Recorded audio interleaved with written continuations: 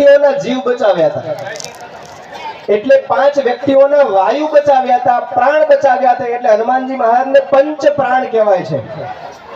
પહેલા નંબરની અંદર જ્યારે સીતાજીની સંભાળ લેવા જવાની હતી ત્યારે અંગદ આગળ થઈ ગયા હતા કે લાવો હું તપાસ કરી આવું। પછી જામવંતજી એવું કીધું કે તું જા, પણ પાછો કેટલી વારમાં આવે? તો કે ઈ મને ખબર નથી। પછી જામવંતજી કીધું કે અહીંયા છાનો માનો બેહી જા અને રામ નામના જાપ કર, આ તને આવડે નહીં।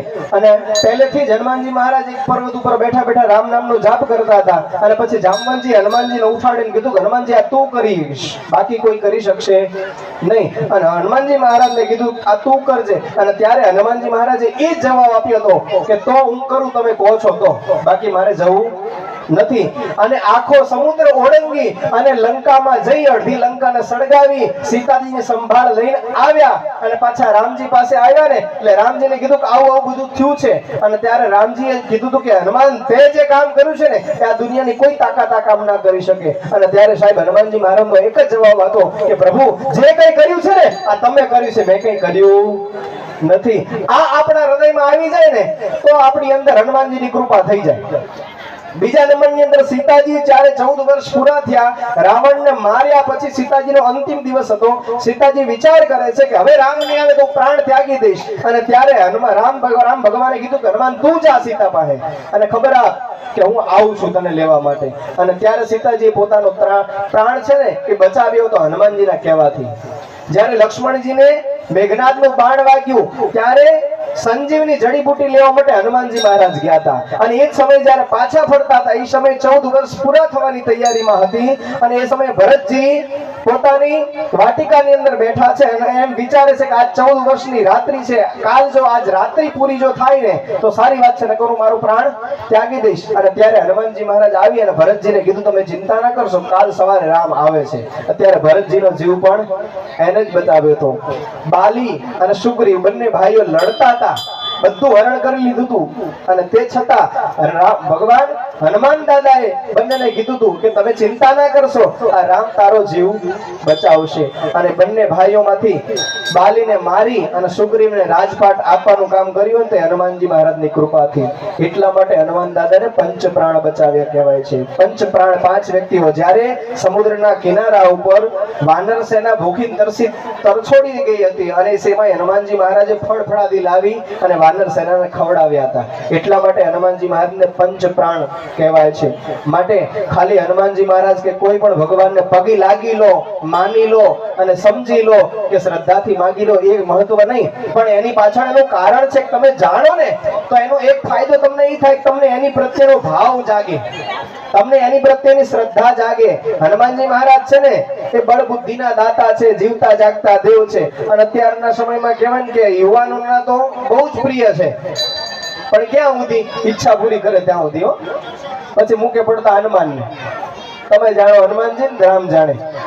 પણ સાહેબ શાસ્ત્રમાં કહેવાય છે, આપણો ધર્મ એવું કહે છે કે તમે માનો બધાને પણ વિશ્વાસ તમારો એક જ ઉપર હોવો જોઈએ। પછી દેવને માનો કે કોઈ પણ ને માનો પણ તમારો વિશ્વાસ છે ને એક ઉપર જ હોવો જોઈએ। તમે સવારથી અત્યાર સુધી જે કંઈ કર્યું એ બધું જ હનુમાનજી મહારાજની કૃપાથી કર્યું છે।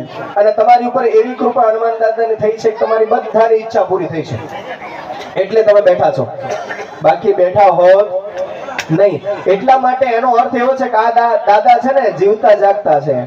સાહેબ કોઈ દિવસ પણ અહીંથી નીકળો ને તેને પગે લાગવાનું ભૂલતા નહીં, કારણ કે કહેવાય છે કે હનુમાનજી મહારાજની કૃપાને મેળવવું, માણસને પૈસો મેળવો ને બહુ સહેલો છે।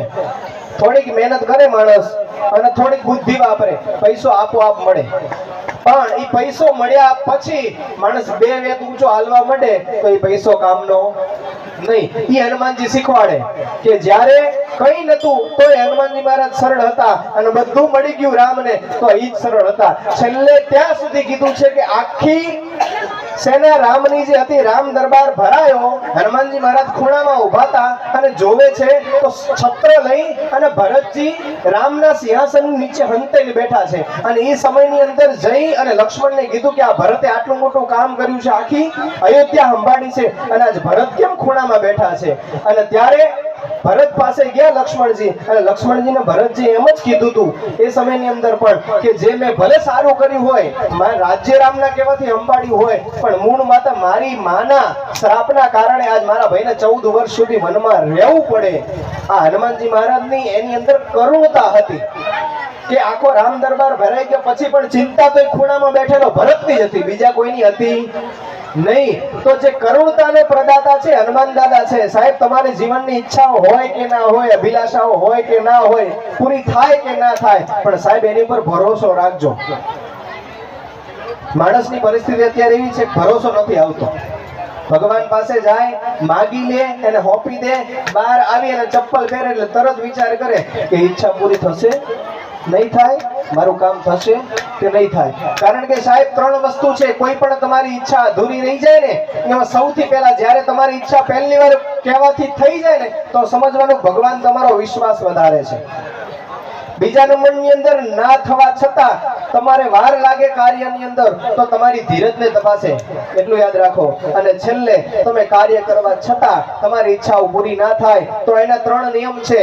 સૌથી પહેલા પ્રયત્ન કરો, બીજા નંબરમાં પ્રતીક્ષા કરો, અને ત્રીજા નંબરમાં પ્રાર્થના કરો. આ ત્રણેય કર્યા પછી પણ જો ફળ ના મળે ને, તો સાહેબ હૃદયમાં એક પોઝિટિવિટી લાવી લેવાનું, એક સકારાત્મક ઉર્જા ભરવાની કે ભગવાને જે કંઈ કર્યું છે, મેં મહેનત કરી છે, જે કંઈ પ્રાર્થના કરી છે, આ બધું કરવા છતાં ફળ નથી મળતું, એનો અર્થ એવો છે કે મારી માટે હનુમાન દાદાએ આનાથી મોટું કંઈક લખી રાખ્યું છે.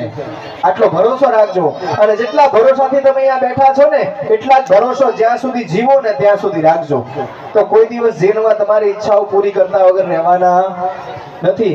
માટે આ યજ્ઞનું મહત્વ એટલું બધું છે કે કદાચ સમજાવવા જઈએ તો દિવસોના દિવસો પૂરા થઈ જાય પણ પૂરા થાય નહીં. તો હનુમાન દાદાને હાથમાં પુષ્પ પકડી રાખી દાદાને પ્રાર્થના કરવાની કે સવારથી અત્યાર સુધી જે કંઈ કર્યું ને, ભગવાનને 2 હાથ જોડીને ભાવથી કહેવાનું, ભગવાન તમારી પૂજા કરવા માટે કદાચ કુબેરનો ભંડાર લઈને બેસીએ ને અમે, તો પણ તમારી પૂજા થતી નથી. પણ અમારી ઉપર આવી અતૂટ કૃપા છે, અમારી ઈચ્છા તમે પૂરી કરી છે. ભલે અમારો સ્વાર્થ છે, તમારે યજ્ઞમાં શું કામ બેઠા, તમે ઈચ્છા પૂરી કરી એટલે, પણ અમને એવી શક્તિ આપજે, એવી અમને પ્રેરણા કરજે કે વગર ઈચ્છાએ પણ તારા યજ્ઞમાં ક્યારેક અમે બેસી શકીએ. અને ભગવાન જે કંઈ કર્યું છે ને, એ એટલા માટે કર્યું છે કે અમારી ઈચ્છા પૂરી થઈ છે. એટલા માટે આ પૂજાની અંદર, યજ્ઞની અંદર કોઈ પણ જાતની ક્ષતિ રહી હોય, કોઈ પણ જાતની ભૂલ થઈ હોય, ભાવમાં, વિચારમાં, માનસિકતામાં, મનના ઈચ્છાઓમાં, તો ભગવાન તું અમને માફ કરજે. તારા ચરણોમાં છેલ્લી મંત્ર પુષ્પાંજલિ અર્પણ કરું છું. આને સ્વીકારી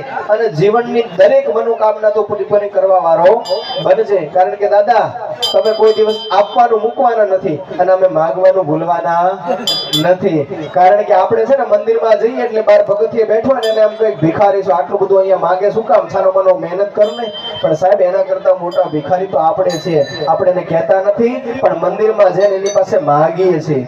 કારણ કે આપણે જ્યારે એને કહેતા હોય ને ભિખારીને, કોઈ માગનારને, ત્યારે બેઠા બેઠા ભગવાન પણ દાંત કાઢતા હોય કે આના કરતા મોટો ભિખારી તો તું છે કે તું ઈ તો સામેથી માંગે છે અને તું કીધા વગર સીધો ભગવાન પાસે જાય છે. તો ભગવાનને પ્રાર્થના કરવાની, દાદા તું આપવાનું મૂકવાનું નથી અને માંગવાનું ભૂલવાના નથી. ભાવના, હૃદયના અંતરનાથથી દાદાને પ્રાર્થના કરો કે જે યજ્ઞ કર્યો છે, જે ઈચ્છાથી યજ્ઞ થયો છે, આ યજ્ઞ તું પરિપૂર્ણ માનજે. આમાં ક્ષતિ નહીં હોય તો અમે તારા બાળક છીએ. કારણ કે સાહેબ કહેવાય છે કે નાનું બાળક હોય ને, એ ગમે ત્યાં જાય પણ માં એને જોવે ને એટલે તરત એનો સ્વીકાર કરે. ગંધાતું હોય, ગોબરું હોય, ગમે એટલું ખરાબ હોય, પણ માં એનો સ્વીકાર કરે. એમ બાપ પણ સ્વીકાર કરે પણ બાપ દેખાડતો નથી. એમ દાદા પણ આપણો સ્વીકાર કરે, હર હંમેશના માટે હર ઈચ્છાઓ પૂરી કરે. એટલા માટે દાદાને અંતરનાથથી પ્રાર્થના કરીને કહેવાનું કે દાદા આ યજ્ઞનું તું પરિપૂર્ણ માનજે, આમાં ક્ષતિ નહીં હોય તો અમને તું બાળક સમજે અને માફ કરજે. હરે ઓમ.